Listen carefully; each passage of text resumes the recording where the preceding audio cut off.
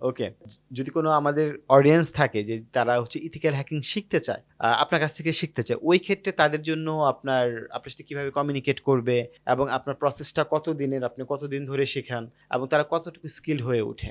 আমার কাছ থেকে যদি কেউ শিখতে চাই, সো তারা আমার ওয়েবসাইট ভিজিট করতে পারে shaunmir.com। আদারওয়াইজ আমার পেজ আছে শাওনমির, সো এখানে সার্চ করলে আমাকে পেয়ে যাবে। সো এখানে গেলে বিস্তারিত পেয়ে যাবে যে কবে কি কখন। ওকে, ওকে। আচ্ছা ভাইয়া, মানে আমরা তো অনেক টাকা পয়সার গল্প শুনলাম। ৪ কোটি টাকা অ্যারাউন্ড আপনি ইনকাম করেছেন এবং হুম, ২টা রিমোট জব করছেন। হুম। তার মধ্যে একটা ইউএসএ তে আরেকটা জামাইকাতে। তো এবং আপনার বয়সও কিন্তু খুব বেশি না। আপনি মাত্র গ্র্যাজুয়েশন কমপ্লিট হ্যাঁ, করলেন। হ্যাঁ, হ্যাঁ। তো এই যে টোটাল সাকসেসের জার্নিটা, আমার ধারণা যে এখানে জিনিসটা তো এত সহজ না। নাকি সহজ ছিল আসলে? না আসলে স্মুথ তো কোনো কিছুই হয় না। ১ম থেকে একটু থাকে আরকি, স্ট্রাগল তো থাকেই। বলেন তো কি সো স্ট্রাগল ছিল? ১ম অবস্থায় আমি তো পড়াশোনায় ভালো ছিলাম না। আমি হইতেছে ব্যাক বেঞ্চার।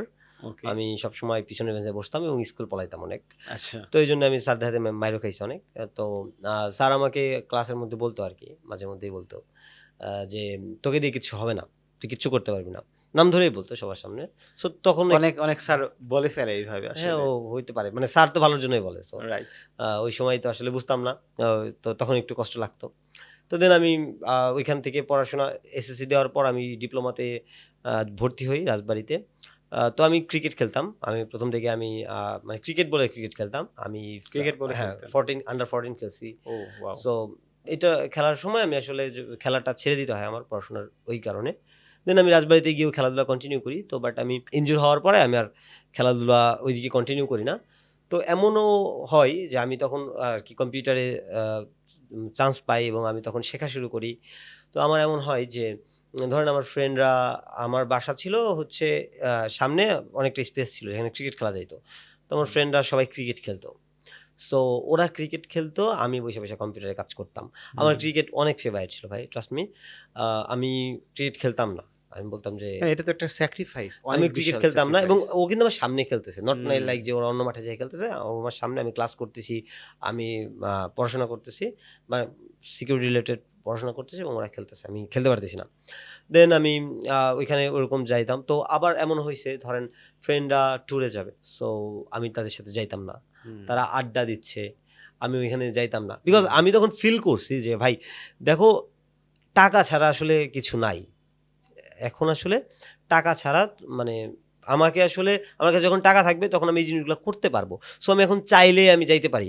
চাইলেই আমি ঘুরতে পারি। আমার ইচ্ছা হইলে আমি কক্সবাজার চলে যাই। আমি ইচ্ছা হইলে আমি দেশের বাইরে যাইতেছি। মানে আমার এখন কথা বলছি, হ্যাঁ? তো তখন আসলে যদি আমি এই জিনিসগুলা না করতাম, আমি আমার ডেস্কে টাইম বেশি দিছি। তখন আমি বাইরে আড্ডা দিই নাই। বাইরে আ মানে যত অ্যাক্টিভিটি সেগুলো আমি কমায় দিছি। করিই নাই। অনেক ফ্রেন্ড করছে। অনেকে অনুষ্ঠান, বিয়ের দাওয়াতও খায় নাই এমন। কারণ আমার তখন আ দেখা যাইতেছে আমি তখন শিখতেছি। তখন আমার ভাল লাগতেছে ব্যাপারগুলো। আসলে জিনিসগুলো যখন আপনি এনজয় করবেন না, যেকোনো হুম, জিনিস, হুম, হুম। আপনি যখন এনজয় করবেন তখন আপনার কাছে এমনিতেই কাজ করতে ভাল লাগবে। সো এই সেক্টরটাই আসলে এমন, এনজয় করার সেক্টর। যদি আপনি এনজয় করতে পারেন, আপনি যদি লাইগে থাকতে পারেন, ট্রাস্ট মি, আপনি ভালো কিছু হবে। আপনি ভাবতেছেন যে ৬ মাসে হইতেছে না, ১ বছরে হবে।